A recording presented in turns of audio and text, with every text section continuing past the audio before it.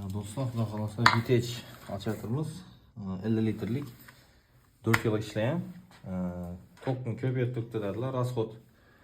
O'sha elektritsiyada ko'p bo'lib boshlagan bunda. Hozir ochib ichini ko'ramiz. O'sha ishlarini oldiraganmi? Shakllanib. İçinden kip bo'lyapti ama telni ahvolini ko'ramiz.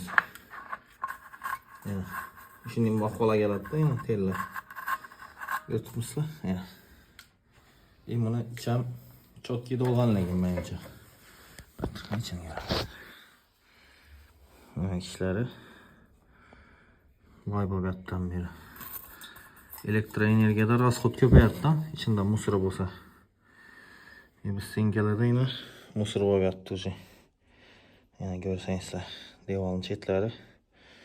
Bunda polni ko'rsatmaydi hozir. Shuni ahvol bunda. Shuning uchun tozalab turish kerak. Vodan agregatorlari. Ya do'stlar, xudo xolasa birinchi yig'ilgani bor.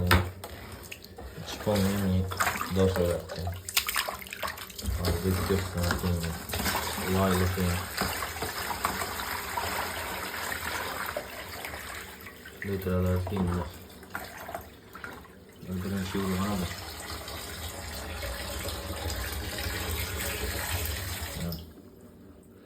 Şunca musur bo'lyapti içinde. Şuncha yuvib turish kerak. Ariston elektrik vodan agregator. Bu bitech.